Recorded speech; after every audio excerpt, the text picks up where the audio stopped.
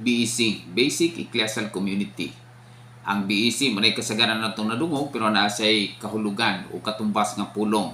Ang B, Basic, sa Bisaya pag gagmay, E, Ecclesial, o simbahanon niya, C, Community kun katilingban. In English, Basic Ecclesial Community sa Bisaya, gagmay simbahanong katilingban. Unya daghan ni siyang aspeto mga kaigsuonan pero dili tingali na to makurot ang tanang aspeto kay gamaon na ako ni nga short video para lang pag-supplement sa mga gusto mo sayon unsa ning BEC.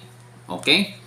So una sa tanan may gani kog BEC mga kaigsuonan, do na lang nay duha ka buok termino nga atong tuyukan. Ang una, simbahan, ikaduha pagkasimbahan. May nga simbahan dinhi sa atong pinulungan nga Cebuano na nay duha ka mga kahulugan. Ang una kanang gitawag og building or structure. Sa atong inistoryahan may balay alampuanan.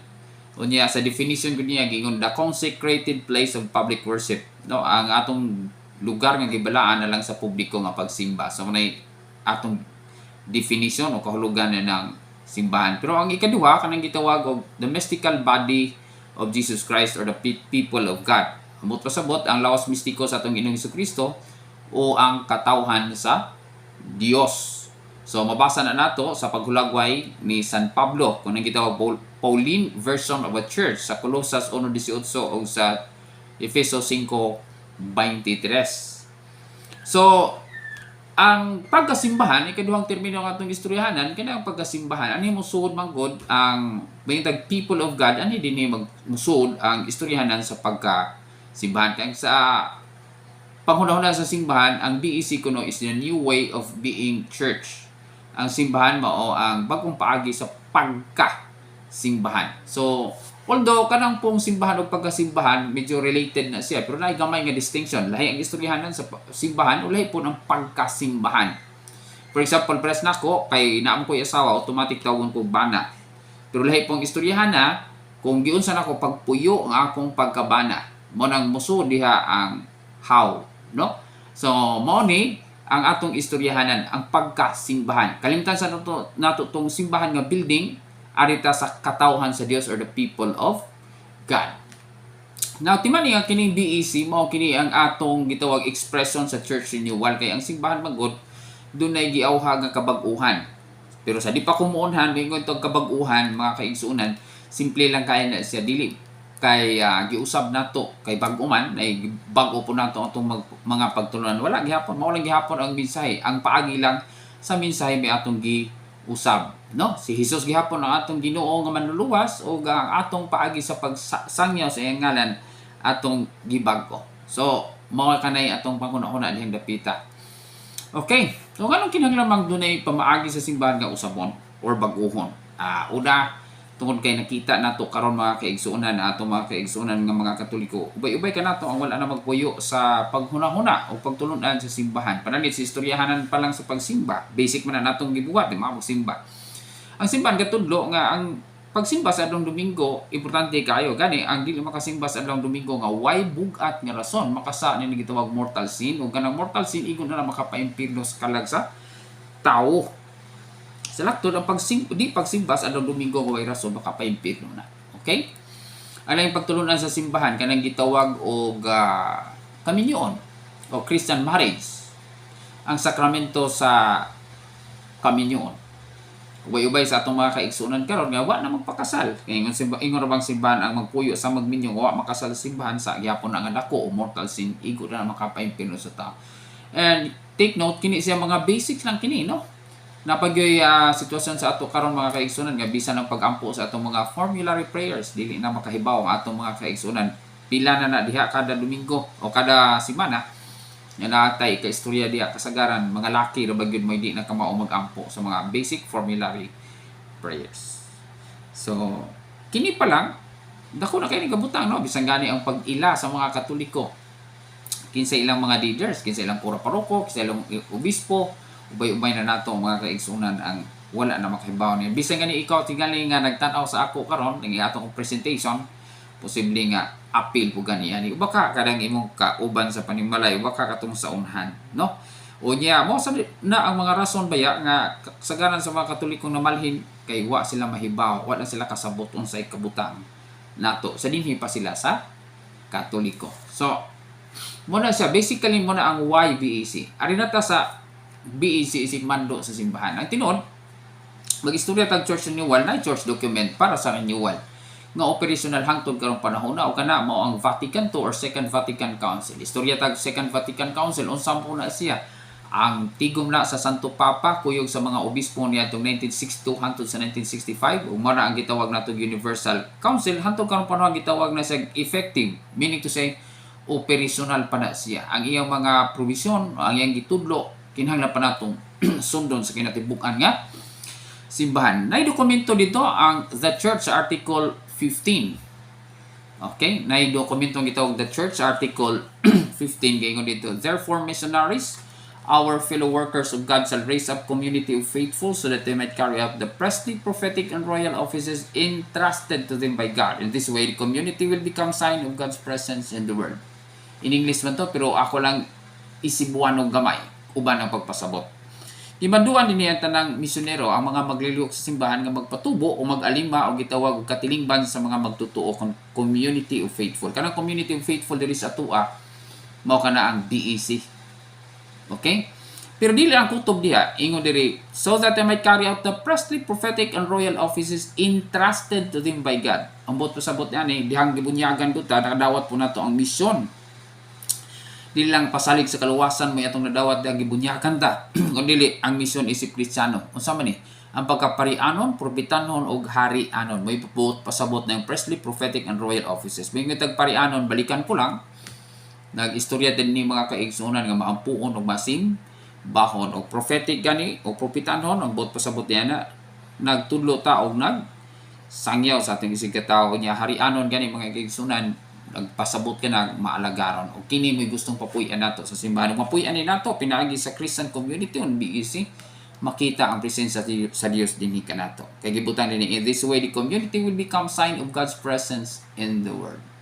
Ay kaduhang mando nga dokumento kanato ang 1979 nga tigong pod sa mga obispo dinhi sa Eastern Asia. Ang tigong to sa AMESEA kon Association Members of Episcopal Conferences in Eastern Asia nitong 1979. Nindot kay kini mga kagisunan kay gasulti dinhi sa English pa. The Christian communities that we are trying to build are simply the most local incarnation of one holy Catholic and Apostolic Church. Ang Bisaya, kini kunong atong katilingban nga gitukod nga Kristohanon kun BEC dinhi sa ato mo kini ang atong pagsinati o buhi nga kasinatian unsay simbahan nga usa Santos Katoliko ug Apostoliko nga simbahan, di ba?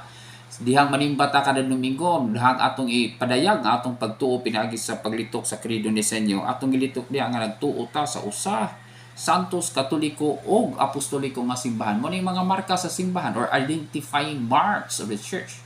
Pero sa tinuod bisag gilitok niya nato basing nagkuha nga atong pagsabot. Pero gipahinumduman ta sa mga obispo na itong 1979 nga pinaagi sa BEC atong masinati unsay tinuod no nga atong gipuy-an gisinati unsay simbahan usa Santos Katoliko ug Apostoliko. Arita sa 1991 niadtong 1991 nahitigom sa simbahan diri sa Pilipinas nya nay dekreto diha Article 109 Section 3 Article 109 sakto ko. Mo kini ang gimando pod sa simbahan diri sa Pilipinas para natong mga Pilipino nga diin hingusgan sa pagtukod ang BEC. Basic ecclesial communities under various names and forms must be vigorously promoted for the full living of Christian vocation in both rural and urban areas. Mo nang giingon diha nga kinahanglan hingusgan unta niya to pang 1991. Nga naman kay aron mapuy-an nato ang Kristohanon nga bukasyon. Mo ni importante ni ani no.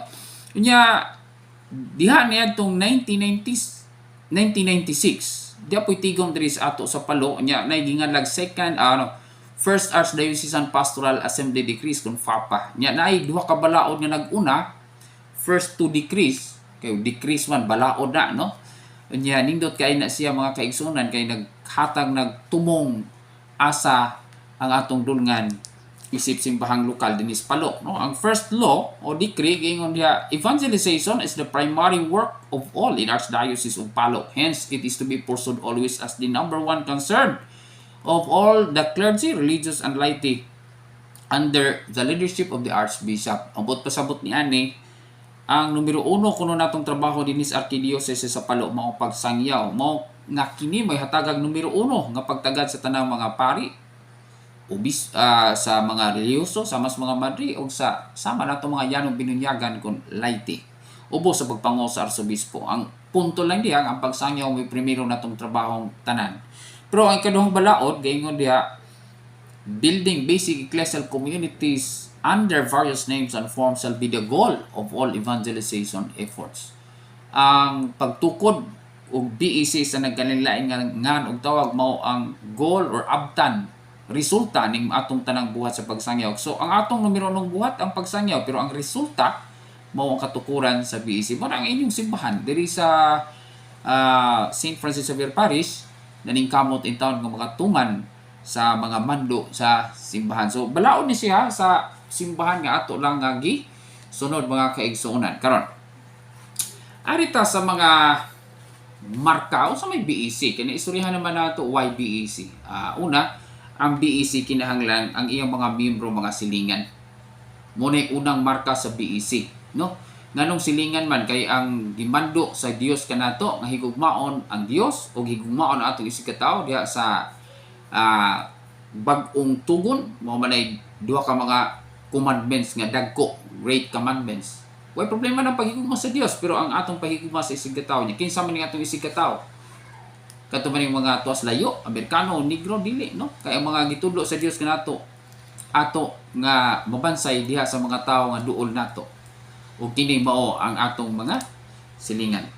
Ikaduha, lisod pod kayo mga igsoon nga dunay tawgon nato buutan nga tao pero dili ignite sa iyang silingan.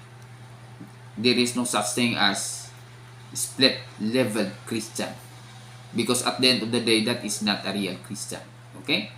Nabutan sa simbahan niya mangtas na sa gawas nga di na ignite sa silingan. Tulong anong silingan kay diha sa bunyag kanang atong mga Katoliko nga igsuon ay mga binunyagan man na. Ug usa sa mga epekto sa bunyag nahimo kita mga sinagop nga mga anak sa Dios. Therefore kanang atong silingan igsuon tanan. Mano magtinawganay ganita bisag kita mga parente ng atong mga silingan tawag brother, sister, di ba? Basta Kristiyano. So muna unang marka sa BEC. Ang ikaduha nga kini naghimo og gospel sharing. Ang BEC dili lang kutob sa pagsimba. Nakita mangod nga bisan ang pagsimba katong mga hinimbahon nahimo gyapon ng split level Christian ngano man kay ang consciousness nila bisan sa mga parasimba sigon sa pagtuon nga murag ang Dios may mamat lang kutob sa simba. Ang Dios ana ra simbahan na priso mga tuon adto ta maminaw niya. Madungog nato siya sa mga pulong nga basahon diya sa misa. Madungog nato siya sa sermon sa pari. Nya mahimamat lang sa adlong Domingo. Ang gospel sharing mga kaigsunan mo'y subli nga nagpahinumdom kanato ba.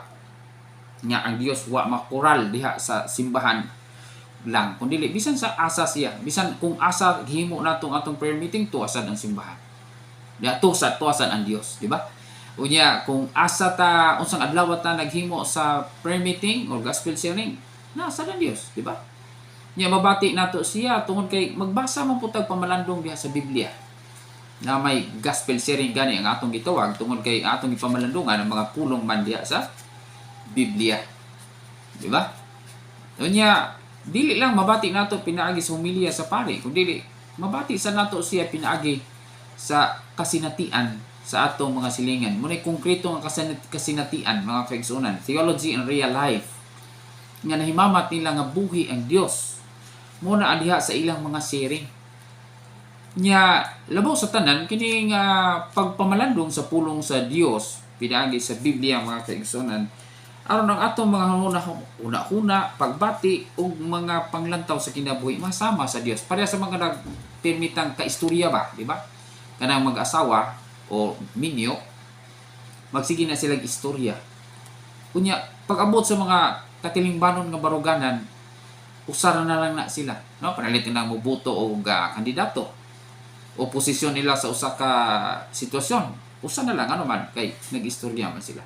So mao sad kana ang atong pag-ilan ng gospel sharing nga nagka istorya ta matag karon or regularly diha nining kalihukan sa gospel sharing. Usa sa mga kalihukan importante kayo sa BEC. But then again, klaro na ko ang kining gospel sharing dili ni siya substitute o puli sa gitawag og simba. Anay uban minimalistic kayo nga pangadji ni patay di na ko mo simba kay to na ampo naman mi. No, because Sunday liturgy is important, no? Kanang gihimo nato sa misa labi na sa adlaw nga Domingo.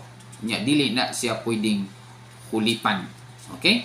Ay katulo kining gitawag nga ang BEC usas mga timaan niya kanang gitawag og konektado sa tibuok kalibutan nga simbahan. Okay? Connected to the universal church. In what way? Nakonektar sa parokya. Usa ka paagi nga makita ni nato nga kining BEC konektado parokya kay matag karon og unya o regularly kada buwan siguro kining mga leader nato sa BEC, kining atong mga BEC coordinator, servant leader, sila may mga atos parokya meeting kuyog sa kura paroko. Ang kura paroko makadungog nila ug ang sila po makadungog sa kura paroko. Manay koneksyon diha. So diha sa atong istruktura, kung ikaw tao, membro kag pamilya, ang imong pamilya membro po sa grupo nga gitawag family group kanang 7 ka managsilingan nga Katoliko tawag family group. Nya kanang family group membro po na sa kuyog na po sa mga family groups, mga 5 and above family groups tawag na sa BEC. Unya ang nagsilingan nga mga BEC kuyog po gitawag og cluster.